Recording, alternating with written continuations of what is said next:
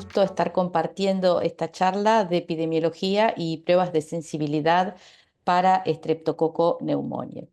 Bueno, esta charla vamos a dividir en algunas etapas. Uno es la epidemiología de la morbilidad en las infecciones asociadas, cuál fue el impacto que tuvieron las vacunas conjugadas en salud y en RAM, los mecanismos de resistencia a los antibióticos críticos, las pruebas de sensibilidad y los serotipos y clones de preocupación que tenemos asociados a la resistencia a los antibióticos. Bien, sabemos que Streptococo pneumoniae, a pesar de las vacunas, continúa teniendo un gran impacto en salud.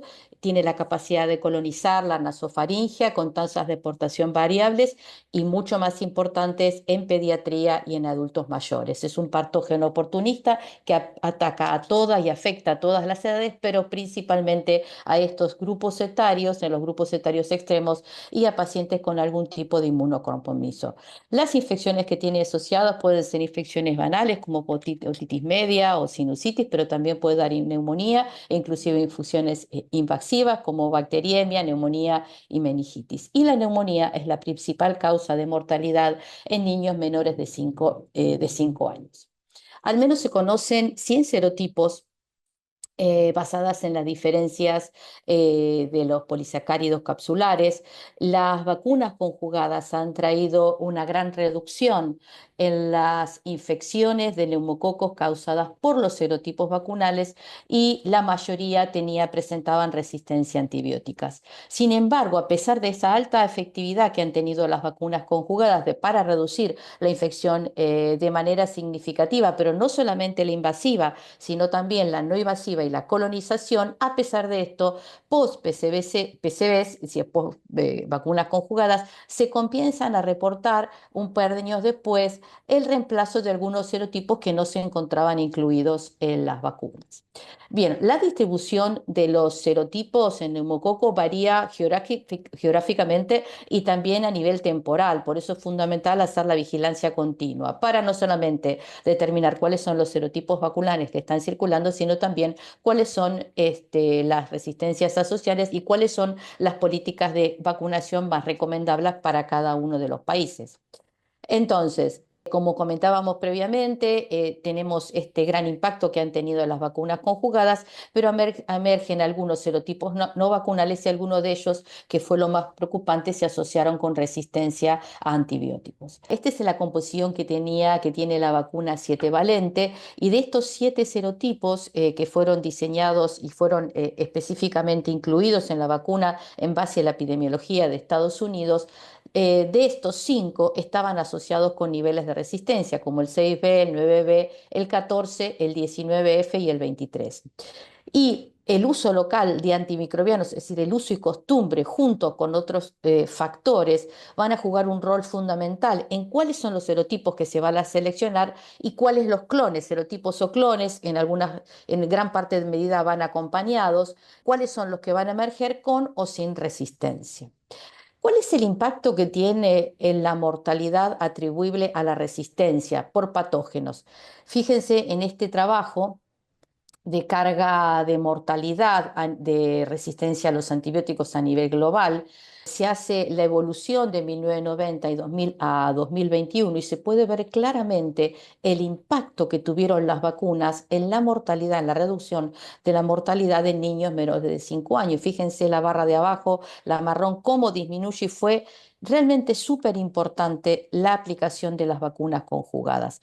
Un efecto no similar se vio en las personas, en los individuos mayores a 5 años, donde el aumento de mortalidad asociado a resistencia sigue en aumento, pero fundamentalmente asociado a otros patógenos, como puede ser el Staphylococcus aureus, Acinetobacter baumannii y Escherichia coli.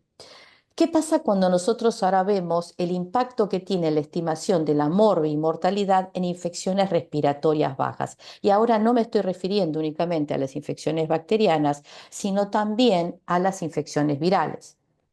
En este trabajo, donde evalúa morbilidad y mortalidad de infecciones respiratorias bajas en 195 países, se puede ver que, que las muertes asociadas fueron aproximadamente de 2.400.000. Fíjense que este estudio se hizo en el 2016, ya estaban incluidas las vacunas conjugadas, y a pesar de eso, fíjense la cantidad de mortalidad que era producida por el neumococo, que representa aproximadamente el 50% de la mortalidad total, contribuyendo inclusive más que todas las otras etiologías combinadas. No solamente, fíjense, en menores de 5 años, como vemos acá, fíjense la incidencia por 1.000 personas, 70.7 versus 17, si comparamos con sincicial respiratorio, hemófilus o influenza. También ocurre lo mismo, el mismo patrón en mayores de 70, y cuando uno habla de todas las edades, por supuesto, el neumococo en conjunto está en la cabeza. ¿Qué representa esto? Aproximadamente en el año 2016 se producían 197 millones de infecciones, de episodios por año de infección respiratoria baja, con una incidencia global del 70.7 en niños menores y muy semejante en adultos. ¿Qué pasa cuando hablamos ahora en particular de nuestra región? En este trabajo, en esta revisión sistemática muy interesante que se hizo de 18 países de Latinoamérica y Caribe, que incluyeron más de 170.000 pacientes, y se vio cuál fue el impacto y la carga de enfermedad en Latinoamérica post vacunación.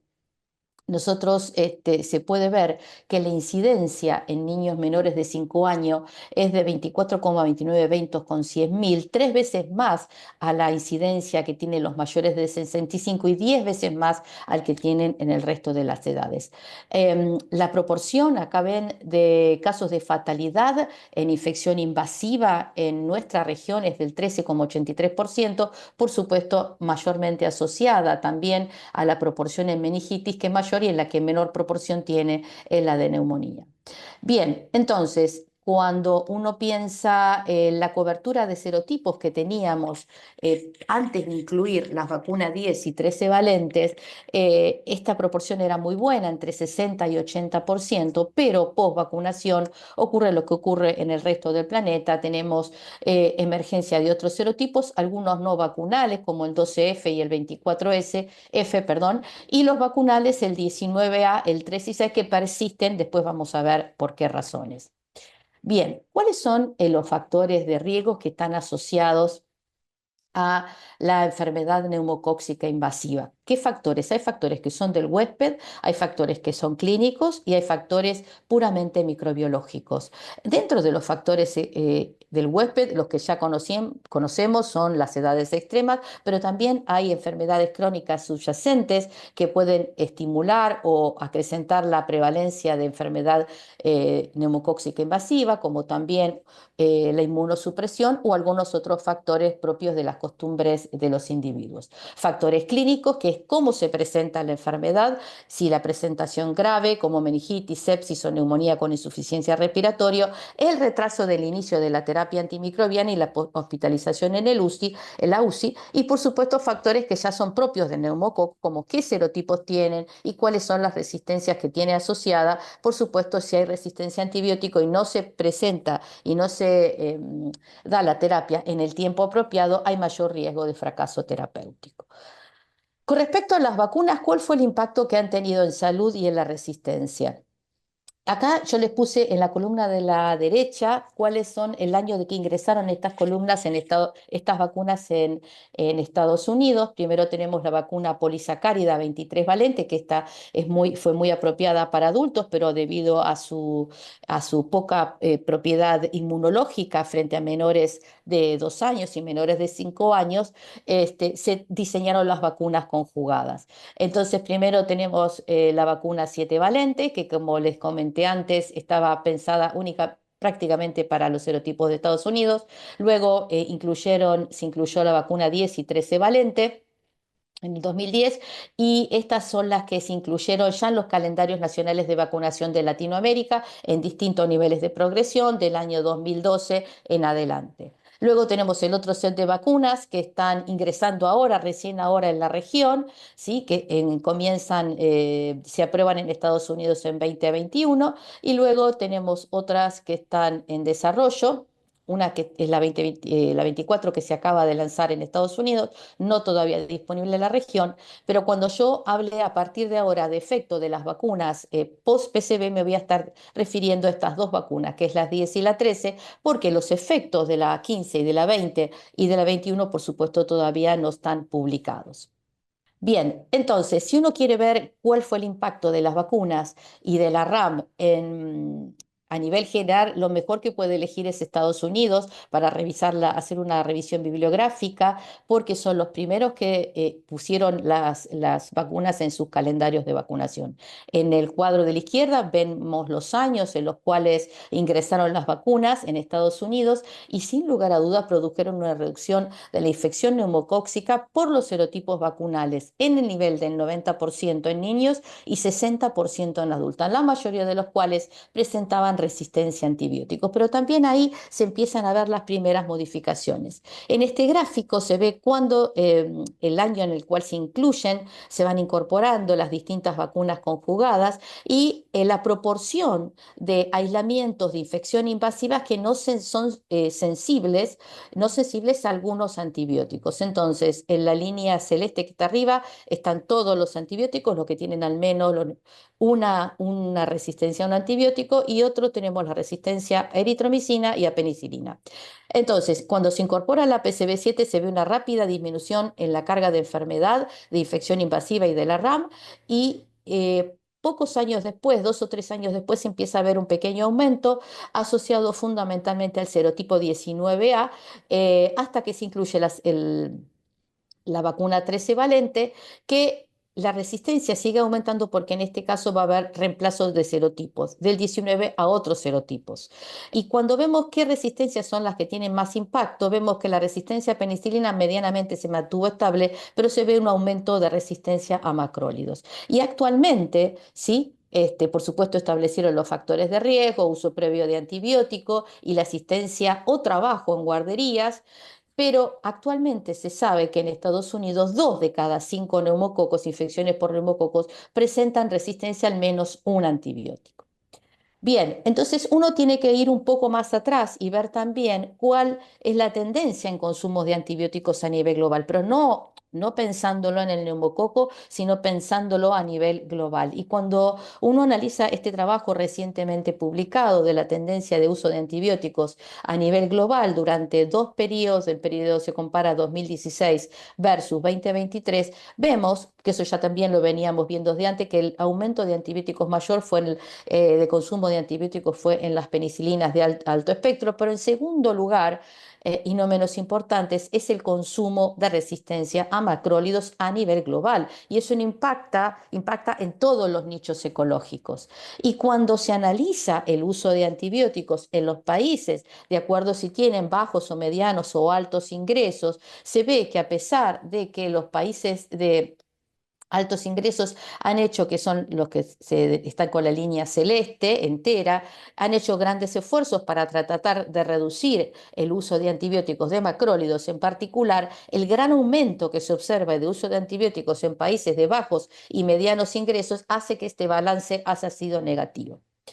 Bien, entonces, cuando uno ve cuál es el impacto de este consumo de antibióticos y analiza en esta serie donde del CDD-IEP.org, que está muy bueno para poder comparar resistencias a nivel mundial. Entonces, cuando uno incluye aquellos países que informaron en forma simultánea la resistencia a penicilina y eritromicina, a penicilina y eritro, si ven los macrólidos indicados en verde y las penicilinas en celeste, van a ver a simple vista que las mayores resistencias, las mayores tasas de resistencia en infecciones invasivas se ven en las líneas verdes, a macrólidos. ¿Y cuánto representa? Casi el 80% de los países vieron aumento de la resistencia a macrólidos. 3 de 23 la resistencia a macrólidos fue equivalente y 2 de 23 la resistencia a penicilina fue mayor a la de los macrólidos. Por esta razón, en el año 2024, cuando se vuelven a establecer la lista de patógenos prioritarios que se habían previamente determinado en el año 2017, el Streptococcus pneumoniae con resistencia a penicilina estaba dentro de los grupos de mediano grupo, ¿sí? Listo de patógenos de prioridad mediana. Y ahora, en el 2024, debido a este cambio epidemiológico que ha ocurrido a nivel mundial con el aumento de resistencia a macrólidos, se ha reemplazado la resistencia a penicilina por la resistencia a macrólidos. ¿Por qué? Porque si uno presenta resistencia a penicilina, hay otros tratamientos alternativos, se podrían usar otras drogas y está medianamente estabilizada, pero lo que está preocupando a nivel mundial hoy en día es la resistencia a macrólidos, que en gran parte de los países ya ha superado la resistencia a los beta-lactámicos, en particular a la penicilina. Bien, ¿cuáles son los mecanismos de resistencia que tienen importancia? Entonces, todos son importantes, obviamente, pero los que más nos preocupan: la resistencia a beta-lactámicos, que dijimos que varía entre países en el tiempo; la resistencia a macrólidos, que está en aumento; y la resistencia a fluorquinolona se mantiene baja, salvo en algunos países de Asia. También tenemos una emergencia de la resistencia múltiple, que se refiere a la resistencia a 3 o más grupos de familias de antibióticos que están indicados acá abajo; y la resistencia extrema, que por suerte es mínima y se da en casos puntuales, que es la resistencia a 5 o más familias de antibióticos. Empecemos con la resistencia a beta-lactámicos. ¿Cuáles son los mecanismos más importantes? Sin lugar a dudas, el mecanismo más importante de resistencia a beta-lactámicos en neumo es la modificación de las PBPs. Ahora, de las 6 PBPs que están en el genoma de neumococo, 3 son las que se han asociado a distintos niveles de resistencia a penicilina: la 1A, la 2X y la 2B. Ahora, de acuerdo al nivel y a las mutaciones que tengan estas PBPs, se van a ir confiriendo de manera gradual los distintos niveles de resistencia, ¿sí? Inclusive puedo tener un nivel alto de resistencia a cefalosporinas de tercera generación solamente teniendo modificaciones en la PBP1A y en la PBP2X.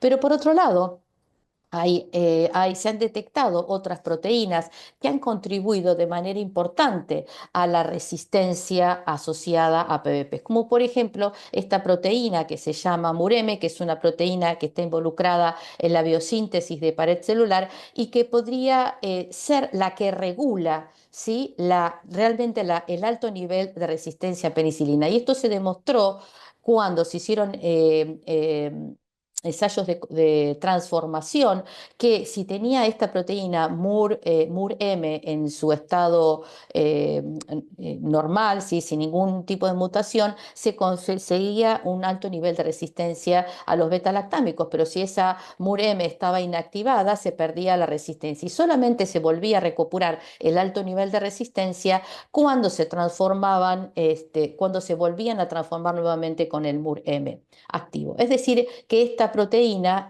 tendría un rol súper importante en la expresión de la resistencia a penicilina más allá de las PBPs. Adicionalmente, se han descrito otros mecanismos que no están, aparte de estos principales, que son independientes de las PBPs. Entonces, por ejemplo, acá los vemos descritos, no están muy diseminados y se han visto en varios modelos experimentales en laboratorio, pero se ha demostrado cuál es el efecto que tienen sobre la expresión o sobre la resistencia a penicilina en particular. Unas son las mutaciones que se encuentran en la histidina quinasa, se llama CIA-RH, o en la glicosidil transferasa, CPOHA, también podrían contribuir estos factores a modificar la resistencia a penicilina. Pero sin lugar a duda, cuando uno piensa en penicilina, primer mecanismo de resistencia, modificación de PBPs. Con respecto a mecanismos y a fenotipos de resistencia a macrólidos, el más importante es el que se ve en el punto A, que es el que da resistencia a macrólidos, lincosaminas y estreptococos del grupo B. Es debido a una metilasa ribosomal. Acá tenemos graficado en un triangulito celeste, el RNA 23S. Entonces, cuando ese RNA, que es el sitio donde actúan los macrólidos, tenemos acá los macrólidos los macrólidos, las lincosamidas y las estreptograminas del grupo B. Entonces, cuando se metila este RNA 23S, se produce esa metilación y se inactiva el sitio de unión, y si no se puede unir el macrólido a su sitio de acción. Entonces, esa metilación puede ser constitutiva o puede ser inducible. En el caso de neumococo, la mayoría de las veces, el 99,9% se expresa de manera constitutiva. Y como acá estamos hablando de fenotipos, también tenemos que incluir el fenotipo de los transportadores, ¿sí? De los genes MEF, que también podrían estar solapados dentro del fenotipo MLSB. Por último, tenemos otro mecanismo importante, que es el mecanismo de fenotipo M, que da únicamente resistencia a macrólidos, no a lincosaminas ni estreptogaminas. El mecanismo más importante, lo mencionamos arriba, es el mecanismo MEF-AE, pero ahora se ha determinado que uno de los factores más importantes para la expresión de este mecanismo es este MSRD, y hay otros mecanismos también como el eflujo de tipo ABC.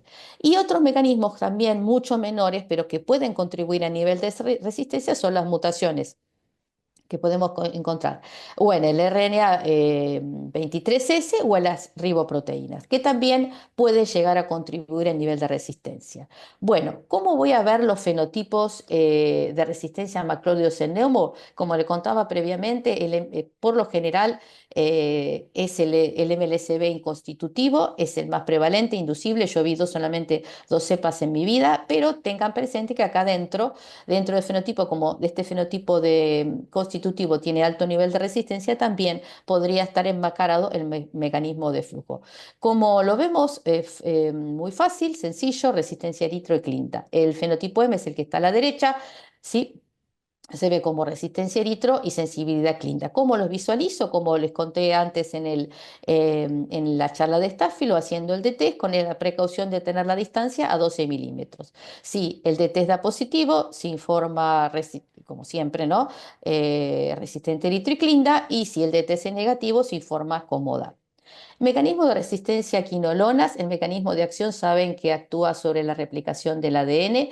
Estas son las distintas mutaciones que se han descrito. Pueden ser las más importantes, están asociadas a mutaciones en neumococo, en particular en Parc y Girá, y primero se alteran las mutaciones en Parc, vamos a ver bajo nivel de resistencia, y para que alcance el alto nivel de resistencia tenemos que tener mutaciones en el Girá. Los otros mecanismos de resistencia existen, pero son menos frecuentes.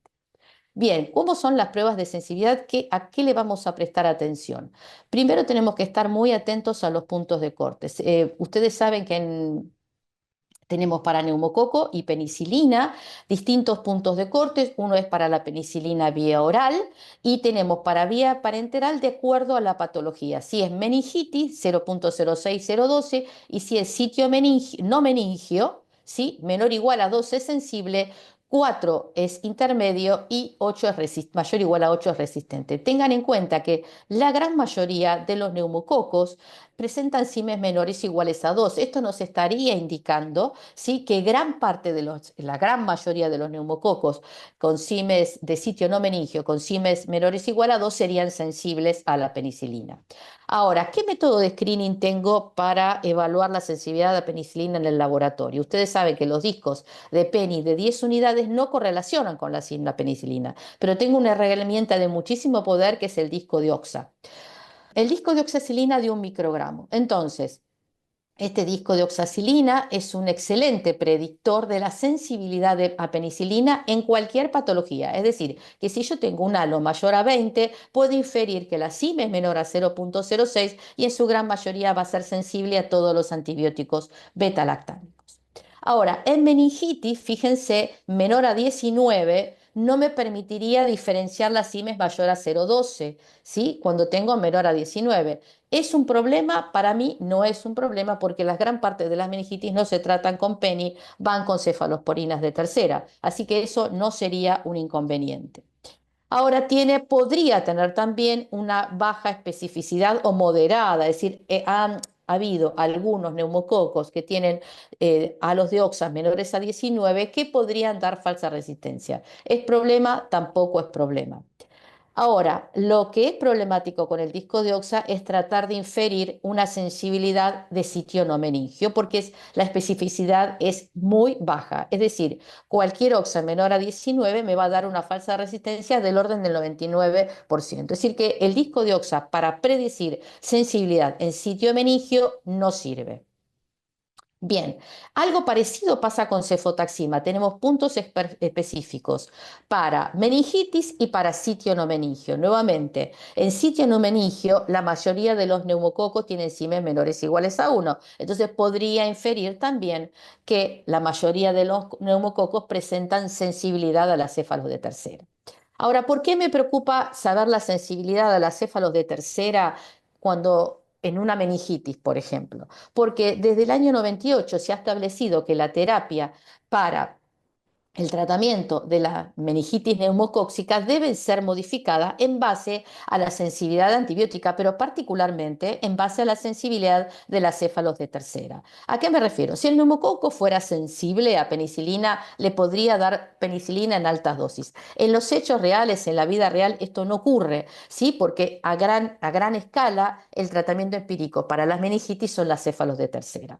Ahora, si el neumococo tiene resistencia intermedia o alta a penicilina, inmediatamente céfalos de tercera es la opción, que sería el tratamiento empírico. Si la CIM es intermedia de 1, ahí habría que agregarle vancomicina. Y si la CIM es mayor y 2, igual a 2, a céfalos de tercera, recomendarían también el agregado, aparte de banco, el agregado de rifampicina. Esto se estableció en el año 98, pero la pregunta es, ¿cómo está ahora? ¿Cuáles son las guías de tratamiento empírico de meningitis hoy en día? Van a darse cuenta que las guías de tratamiento no se han modificado en demasía en los últimos años. Cuando uno empieza a comparar las guías internacionales y locales, pueden diferir únicamente en el tratamiento empírico inicial de la meningitis, dependiendo del país, de qué porcentaje de sensibilidad reducida a céfalos de tercera tenga ese país. En base a eso va a elegir la terapia empírica. Es decir, si tiene, cuánto tiene de CIMES a 1 o mayor o igual a 2.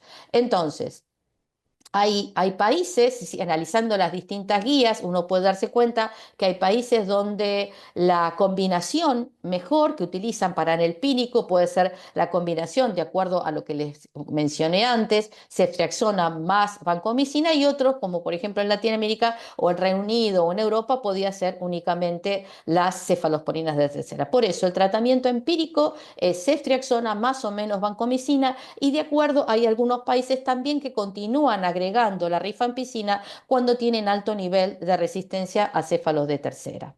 Bien, la duración del tratamiento es uniforme entre 10 y 14 días, y cuando se pregunta si los países deciden utilizar dexametasona en forma simultánea a la aplicación de esta terapia antimicrobiana, esto sin lugar a duda la mayoría responde que sí, porque el agregado de dexametasona ha demostrado la reducción en la morbimortalidad por la meningitis neumocóxica. Perdón. ¿Cuáles son las recomendaciones para el criterio de informe según CLSI para aislamiento de líquido cefalorraquídeo? Y recomienda únicamente informar aquellos antibióticos que podrían utilizarse por esa vía, ya sea penicilina, cefalotercera o meropenem por SIM, y el resto podría hacerse banco Rifan, ¿sí? Por disco o por SIM. Cuando el sitio es no meningio, entonces ahí tiene un rol fundamental el disco de oxacilina. Es un pilar para nuestros laboratorios clínicos. Aquel que sea sensible a penicilina se puede considerar sensible al resto de los betalactámicos, y aquel que tenga un halo menor a 19 puede ser RIOS, y por eso voy a depender de hacer la SIM al antibiótico que más me convenga. Otro criterio de informe que es importante para CLSI es que cada aislamiento que ustedes tengan de meningitis, ellos recomiendan informar únicamente con los breakpoints de meningitis, pero si ustedes tuvieron aislamientos de sitio no meningio, entonces ellos recomiendan informar la SIM y los puntos de corte con ambos breakpoints, de meningitis y de no meningitis. ¿Qué pasa con el CAUS? El CAUS tuvo algunas novedades este año, el CAUS 2025. Tiene breakpoints que son específicos para meningitis y endocarditis y otros breakpoints que son específicos para otras infecciones. Pero uno de los puntos más interesantes de que tiene el EUCAS es que actualizó este algoritmo para evaluar la resistencia a beta-lactámicos en base a dos discos. Uno, bueno, por supuesto estaban desde antes, pero ahora están modificados y mejorado este algoritmo. Uno utiliza los discos de OXA de un microgramo y otro el disco de penicilina de una unidad, ¿sí? Y se interpreta el disco de Penny de una unidad solo si la OXA da menor o igual a 20. Entonces, ¿cómo sería? Si ustedes tienen el disco de OXA mayor o igual a 20, vamos a informar entonces sensibilidad a todos los antibióticos beta-lactámicos. Pero si el disco es menor a 20 milímetros, entonces ahí voy a informar directamente resistente a penicilina, ¿sí? En meningitis y endocarditis, perfecto, así lo haríamos nosotros en CLSI. En cambio, si hay otras infecciones que de meningitis y endocarditis, ahí utilizarían el disco de una unidad. Si es mayor o igual a 14, se informa como sensible con exposición aumentada y si es menor a 1, como resistente a penicilina. ¿Qué pasa con el resto de los antibióticos beta-lactámicos? Si la OXA da entre 9 y 19, esta es una herramienta muy útil, se puede informar sensible al resto de los otros beta-lactámicos, pero si fuera menor a 9 milímetros, se debe informar la SIM y se debe realizar la SIM a los restos de los beta-lactámicos. Recuerden que CLSI no puede utilizar el disco, no puede utilizar este algoritmo tal cual porque utiliza los discos de Penny de 10 unidades y no los de una unidad, pero está muy bueno ver que si el disco de OXA tiene uno de un microgramo, tiene de 9 a 19 milímetros, se podríamos informar perfectamente la sensibilidad a los beta-lactámicos. ¿Qué pasa con las otras drogas? No tenemos ningún problema, hay una perfecta correlación entre el disco y la SIM, y así que perfectamente se pueden realizar por difusión o por SIM. ¿Cuáles son los serotipos y clones de preocupación que están asociados a la RAM? Decíamos que en Latinoamérica el impacto que tuvo la introducción de las dos PCBs, ¿no? Las más importantes en Latinoamérica fueron la 10 y la 13. Entonces vimos reemplazos en algunos de los serotipos. En los no vacunales tenemos el reemplazo fundamental, el más importante en nuestra región fue el del 12F y el 24F, que son no vacunales, y dentro de los vacunales el 19A, ¿sí? El 3 y el 6A. ¿Cuáles son los que más nos preocupan hoy desde el punto de vista de la resistencia? El serotipo 19A, que está asociado con resistencia o resistencia múltiple, el serotipo 24F, que está asociado con múltiple resistencia y no está incluido en las nuevas vacunas, y el serotipo 3, que está emergiendo como uno de los patógenos también importantes, no solamente en adultos ahora, sino también en pediatría, y que asocia con resistencia a tetraciclinas. Ahora, ¿cuáles serían las causas probables del aumento de resistencia que tenemos en serotipos no vacunales? Puede ser? Primero, es una muy sencilla y es lógica, que es la expansión de clones no vacunales, ¿sí? Que estaban presentes en el periodo prevacunal y van a ocupar el nicho vacío que dejaron los clones vacunales. Es decir, se aprovechan, esos clones ya estaban preexistentes, estaban en menor proporción y aprovechan ese nido vacío para incorporarse y hacerse dominantes. El otro pueden haber sido clones que han adquirido la resistencia de novo, también es probable, durante todo ese proceso de expansión debido a la alta frecuencia que tiene el neumococo de recombinación. Y por último, puede ser clones multiresistentes, ¿sí? De serotipos vacunales que adquieren una nueva cápsula, es decir, el fenómeno que se llaman switching capsular. Entonces, cambian su cápsula a un serotipo no vacunal para evadir el sistema inmune. Es decir, estas son las razones. En este trabajo espectacular que se hizo en la región de Latinoamérica y Caribe para ver cuál fue el efecto directo que tuvieron las vacunas, la PCB10 y la PCB13 en nuestra región, se evaluó y se estudiaron más de 12.000 neumococos de enfermedad invasiva en niños menores de 5 años de 10 países de Latinoamérica y Caribe. Fíjense el porcentaje de cobertura que teníamos antes de las vacunas, ¿no? 62% de la 7, 80 y 90% de la 13. Y ustedes no van a ver acá en los gráficos muy bien porque está un poco pequeño, pero después lo van a poder expandir. Lo que se ve claramente, la gran diferencia que hubo entre países que incluyeron la 10 con respecto a los que incluyeron la 13. eh, eh, la disminución en los serotipos de la PCB3 pasó desde el 74 al 90% en países que incluyeron la PCB10 y entre el 46 y el 60% entre los que tenían incorporado la PCB13 al calendario, pero en ambos sí hubo aumento de serotipos no vacunales. En el 10, fundamental, en las que incluyeron la PCB10, el 19A, porque no estaba incluido directamente la vacuna, el 6C y el 24 y el 24F, y en los países que tenían la PCB13 fundamentalmente aumentaron el 12F, el 24 y el 23B. El serotipo 19A se asoció fundamentalmente a algunos clones específicos como el 320 que daba multiresistencia y algunos países que a pesar de tener la PCB13 continuamos viendo aumento, se asoció a otros tipos clonales. Y es preocupante realmente que este aumento del serotipo 24 multiresistente que no está incluido en las vacunas. Cuando uno quiere analizar cuál es el comportamiento de la epidemiología del serotipo 19A a nivel mundial, es muy interesante analizarlo porque uno ve la epidemiología que tienen aquellos países que han incluido, que han rotado de la PCB7 a la PCB10 en el gráfico de la izquierda. Acá ven el número y la proporción de infecciones invasivas que están ocurridas por el serotipo 19A. Fíjense, Brasil, Chile, es decir, tanto en menores de 5 años como en mayores de 5 años, se ve el aumento del serotipo de la infección invasiva asociado al serotipo 19A. Sin embargo, en el gráfico de la derecha, aquellos países que pudieron incorporar la PCB13, se ve la disminución del 19A, ¿sí? Ahora, este 19A emerge como uno de los principales serotipos no vacunales.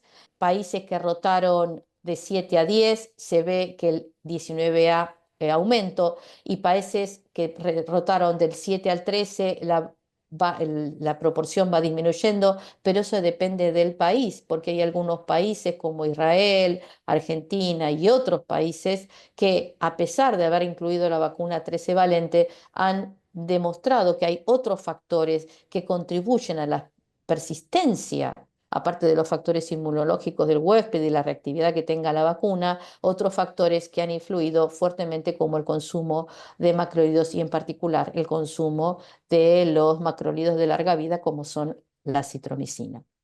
Bien, entonces, ¿cuál es el rol que tiene y cuáles son los clones prevalentes que tenemos del serotipo 19A en Latinoamérica? Fundamentalmente son estos que están acá, el 32% con este complejo, que es el complejo clonal 320, que se asocia con multiresistencia.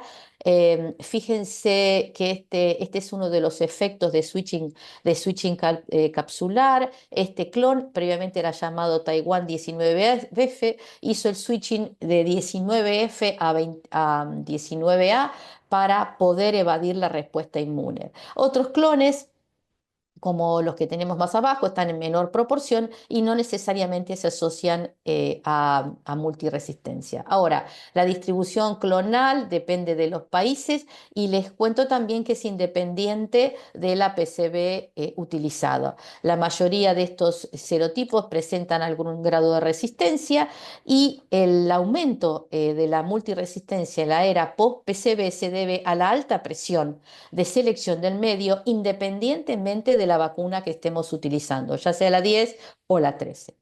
Otro de los clones de preocupación es el serotipo 24F, que es altamente multiresistente y con alto nivel de virulencia. Es un serotipo no vacunal que emerge post-PCB13, post-PCB13. este serotipo está siendo dominante a nivel global, al menos en pediatría, en 16 países, y se posiciona como el primero y segundo junto con el 12F. Es responsable de la multiresistencia a nivel global. Fíjense acá en el gráfico que tenemos a la derecha de este complejo, de este GPS número 10, es el serotipo 24, es el más predominante. ¿Y cuáles son las perspectivas? Medianamente no son muy buenas porque no está incluido en las nuevas vacunas que están llegando a nuestra región, que es la 15 y la 20. Sí estaría incluido en la 24 valente, que está recientemente incorporado al calendario de Estados Unidos. Por último, algunos mensajes finales. ¿Cuáles son los factores que afectan la resistencia a neumococo post introducción de la vacuna? Más allá de lo que estuvimos charlando en toda esta charla, cosas que son obvios como qué vacunas se aplican, qué tipo de vacunas, las valencias, cuán grandes sean las valencias que se aplican de las vacunas, si están incorporados o no de manera regular al plan de vacunación, eso que es obvio, ¿sí? Y el uso de antibióticos que ya mencionamos varias veces, la presión de selección. Hay otros factores que también influyen en cómo va a ser la emergencia de resistencia. Por eso muchas veces es sumamente complicado hacer predicciones respecto a resistencia en neumococo postvacunal. Hay factores que dependen del huésped, que están adquiriendo recientemente un rol importante, como son los cambios que hay en el microbioma, ¿sí? No solamente en la flora oral, sino que ya se ha determinado que la flora aérea tiene una relación y una competencia entre sí. Entonces, cómo está, todos los factores que modifiquen ese microbioma pueden llegar a alterar que predomine un clon o el otro, ¿sí? Más allá de las coinfecciones que sabemos que tienen un factor súper importante, las coinfecciones virales me refiero, en la determinación de la resistencia. Y esa propiedad típica del neumococo de adquirir altamente transformable y adquirir resistencia de otras especies símiles. También los factores ambientales, más allá de, sabemos que en la etapa de invierno tenemos mayor probabilidad, y también por la coinfección con infecciones virales, de tener neumococo. Hay otros factores que se determinan, acaban de determinar recién ahora, como la huella de carbono o el cambio climático, y también lo que ya sabíamos, el cambio de la humedad o la sequedad de la humedad que se produce con los vientos secos, también pueden afectar, ¿sí? Los niveles de resistencia, y pueden alterar perfectamente el microbioma. Como también factores que no los vamos, y no son menores, los factores propios de cada neumococo, las cápsulas que tiene, los genes de resistencia, la estructura polisacárida, y también algo súper importante, lo que son los movimientos y las tendencias circulares y las tendencias estocásticas, que son muy típicas y que típicas del neumococo, y que van a influir en la incidencia de este patógeno en el tiempo. Por último, algunas perspectivas para las infecciones resistentes de los neumococos resistencia. Bueno, continuar, siempre la base fundamental es la vigilancia epidemiológica, que nos permite evaluar los serotipos que están circulando y la resistencia, y por supuesto los clones, y cuál es el impacto de los serotipos y los clones en los nuevos serotipos emergentes. Garantizar a nivel nacional la inclusión de las nuevas vacunas que tengan alta cobertura, y por supuesto las estrategias del uso racional de antibióticos para evitar fundamentalmente la emergencia y la diseminación de los serotipos y de los clones resistentes. Bueno, muchas gracias a todos por acompañarme en esta charla, y vamos a seguir discutiendo algunos puntos prácticos, la resolución de puntos críticos de este módulo. Nos estamos viendo.